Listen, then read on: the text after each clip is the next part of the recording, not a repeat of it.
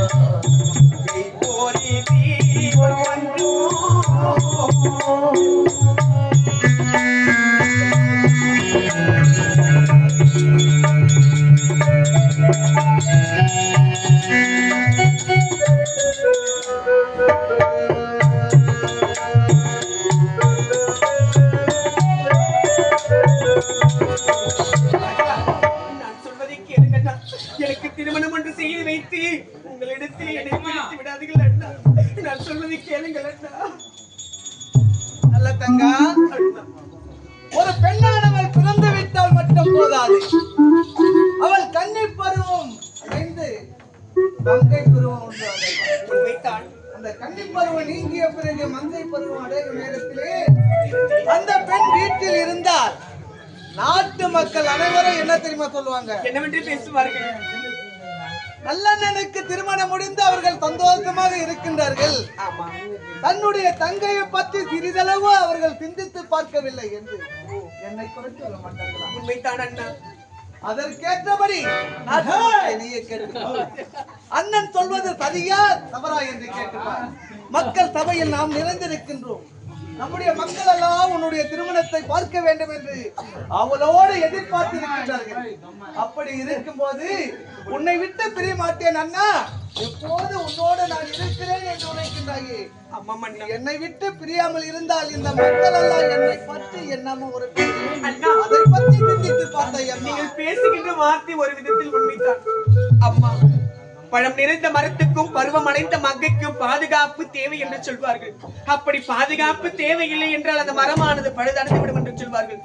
வயதுக்கு வந்த பெண் வீட்டிலே இருக்கின்றாரே என்று சொன்னால் இந்த நாட்டு மக்கள் எல்லாம் உன்னை பார்த்து கேவலமாக பேசுவார்கள். அந்த கேவலம் எனக்கும் வந்து சேர்ந்து விடும் அண்ணா. அண்ணா, உங்கள் விருப்பமே எனக்கு அதே விருப்பம் அண்ணா. இது நாள் வரைக்கும் உங்களுடைய வார்த்தைக்கு எதிர்வார்த்தை நான் சொன்ன நாள் கிடையாது. இன்று மறுத்து போகின்றன. நான் எப்பேற்பட்ட இடத்தில் திருமணம் செய்ய வேண்டும் தெரியுமா? எப்படி? அப்படியே திருமணம் செய்து விட்டாலும் நான் பார்க்காமல் இருக்க முடியுமா? அங்கா ஒரு கொடியில்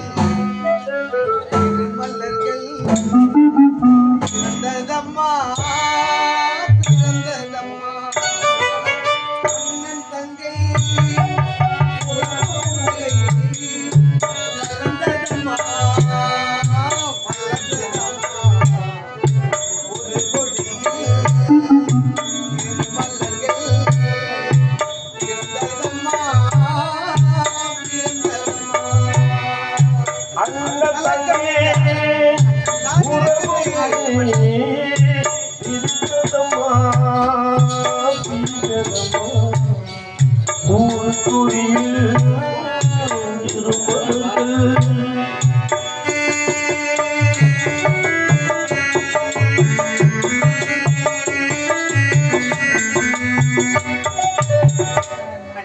கதுமணியின் துயரம் கொண்டு இமைகள் தூங்குமா? கதுமணியின் துயரம் கொண்டு இமைகள் தூங்குமா?